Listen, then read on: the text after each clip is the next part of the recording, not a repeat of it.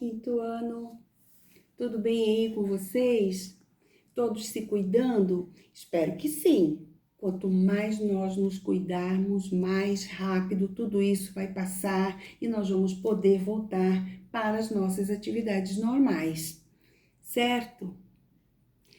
Em língua portuguesa, nós vamos dar continuidade a uma classe gramatical chamada substantivo. Nós já vimos alguns substantivos. Hoje, nós vamos estar trabalhando com substantivo primitivo, substantivo derivado, substantivo simples, substantivo composto. Depois, vamos ver a parte de ortografia e, finalmente, um texto, que toda semana nós temos um, não é verdade? Então, vamos começar pelos substantivos. O substantivo primitivo é aquela palavra que dá origem a outras palavras. Por exemplo, a palavra casa é um substantivo primitivo, que vai dar origem a outras palavras. Por exemplo, casebre, casario, casarão, casinha. Percebe quantas palavrinhas foram originadas da palavra casa? Essas palavrinhas originadas da palavra casa são substantivos derivados. Quer mais um exemplo? Ok. Livro é um substantivo primitivo. Que outras palavras eu posso ter com base na palavra livro, originadas da palavra livro? Livraria, livreiro, livrinho. Viu como é fácil? Primitiva é a palavra que dá origem. A palavra que vem da palavra primitiva é a palavra derivada, certo? Lembrando que estamos tratando de substantivos. E o substantivo simples e comum, professora? Você vai me perguntar. O substantivo simples é aquele formado por uma única palavra. Por exemplo, escola, casa, estojo. O substantivo composto é aquele formado por mais de uma palavra e pode ser ou não ligado por hífen. Segunda-feira, olha o exemplo. Segunda-feira tem um hífen formado por duas palavrinhas. Segunda-feira, ligadas por um hífen. É um substantivo composto. Girassol. É escrito tudo junto, não tem hífen, ok? Mas é formada por duas palavras, gira e sol. E agora a palavra pé de moleque, formada por três palavrinhas, pé de moleque, que é um doce, né? Então, são exemplos de substantivos compostos. Vamos agora para o nosso livro. Substantivo primitivo e derivado, simples e composto. Número 1. Releia este trecho retirado da notícia Mão na Massa. Mas não é todo mundo que sabe os segredos por trás dessas tecnologias, não é? Letra A. Você já sabe que há palavras que dão origem a outras. Observe algumas palavras que se originam da palavra mundo. Mundão, mundaréu, mundinho. Letra B. Nas palavras acima, qual parte é comum a todas? Ou seja, qual é a parte da palavra mundo que também tem em mundão, mundaréu e mundinho? Qual é o trechinho da palavra? Quais são as letras que estão presentes no comecinho da palavra mundo, da palavra mundão, mundaréu e mundinho? É só você escrever na linha ao lado. Continuando. As palavras mundo, mundão, mundaréu e mundinho são substantivos. Na língua portuguesa, podemos fazer uma classificação desses substantivos. Veja, chama-se substantivo primitivo aquele que não se originou de outra palavra. Exemplo, mundo. Chama-se substantivo derivado aquele que se originou de outra palavra. Exemplos, mundão, mundaréu e mundinho. A próxima atividade. A partir dos substantivos primitivos abaixo, escreva substantivos derivados. Você tem aqui as palavrinhas pedra, ferro, lixo e papel, que são substantivos primitivos. Agora, no espaço ao lado, você vai escrever substantivos derivados de cada uma dessas palavrinhas. Na próxima atividade, complete as frases com substantivos derivados dos substantivos primitivos destacados. Você tem aqui as letras A, B, C e D. Em cada uma dessas letras tem uma frase que você vai precisar completar usando o substantivo derivado daquela palavra que está em destaque. A palavra que está em destaque em cada uma dessas frases é um substantivo primitivo. Qual é o derivado de cada um deles? Escreva sobre a linha e complete a frase. Página seguinte. Escreva substantivos derivados para os nomes representados nas imagens, ok? Então, aí você tem vidro, sapato, livro, jardim. Eu até já andei dando exemplo aí, né? Então, fique esperto. Página seguinte. Atividade número 5. Agora, leia esta frase e observe as palavras destacadas. Abri o guarda-chuva para proteger-me da chuva. A palavra chuva é formada por uma única palavra. A palavra guarda-chuva é formada por quantas palavras? Que moleza, hein? Chuva, substantivo simples. Guarda-chuva, substantivo composto. Os substantivos simples são formados por uma só palavra. Exemplos, pé, flor, tempo. Os substantivos compostos são formados por duas ou mais palavras, ligadas ou não, por hífen.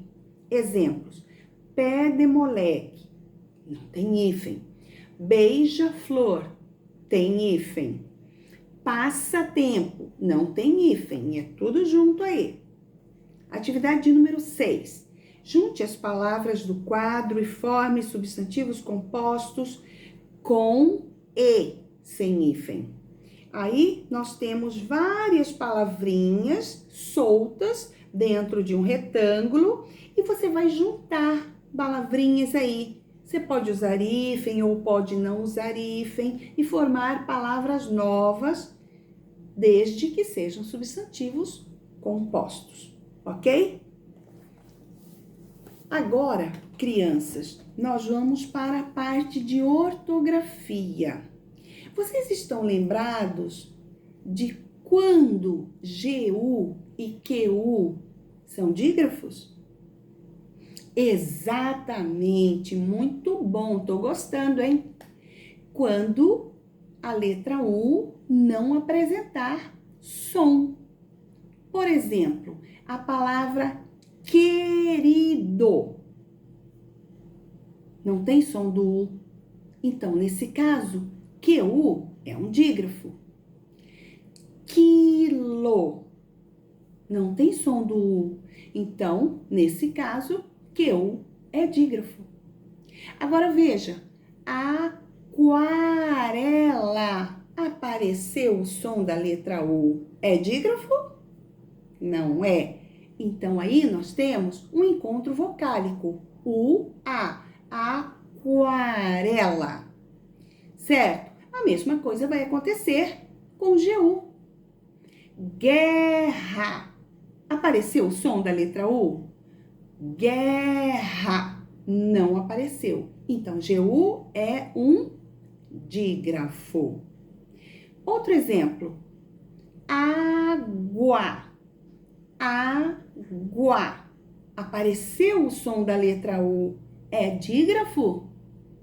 Não é dígrafo. Muito bem, isso mesmo. Então, vamos agora para a página do nosso livro de número 119 e vamos ver a ortografia de hoje. Leia a frase a seguir e observe as palavras destacadas. Rafael gostava de pesquisar sobre os dinossauros. Frequentemente descobria coisas novas. Pesquisar. Frequentemente são as palavras que estão em destaque nesse trecho. Na palavra pesquisar, a vogal U não é pronunciada. Por isso, nesse caso, o grupo QU constitui um dígrafo, pois representa um único som. Na palavra frequentemente, a vogal U é pronunciada. Por isso, nesse caso, o grupo QU não constitui dígrafo. E agora temos a próxima atividade. Leia as palavras e circule as sílabas em que aparece QU. Veja o que ele pediu para ser feito. Circule as sílabas em que aparece QU. Ele não pediu para circular QU. Você percebeu isso na sua leitura, não é verdade? E aí nós temos as palavrinhas moleque, quartel, barquinho, aquário. Você vai circular as sílabas que tem QU.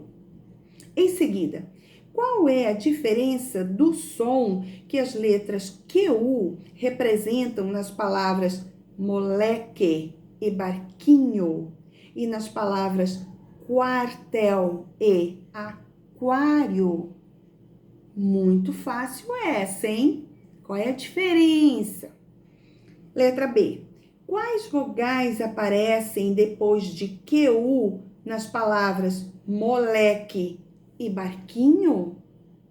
Dá uma olhadinha na escrita das palavras e me diga, escrevendo, quais são as letrinhas que aparecem depois do QU em moleque e barquinho.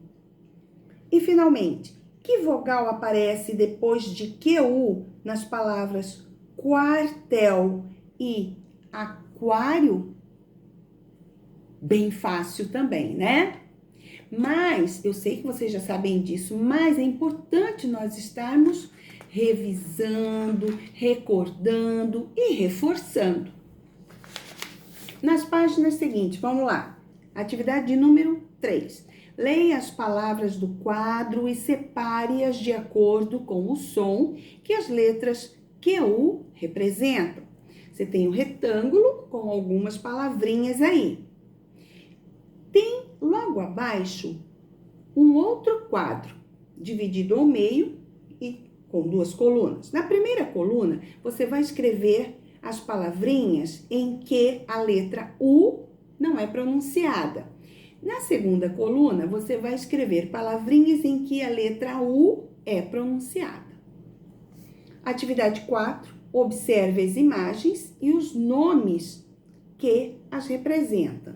Veja lá. Guirlanda, mangueira. E a pergunta é, nas palavras guirlanda e mangueira, a vogal U de GU é pronunciada? Moleza. Da mesma forma que o grupo QU, o GU pode formar dígrafo quando seguido das letras das vogais E ou I. Nesse caso, a vogal U não é pronunciada. A gente já sabe disso. Letra B. Agora leia em voz alta estes nomes. Iguana, linguiça, Nessas palavras, a vogal U do grupo GU é pronunciada? Pensa aí.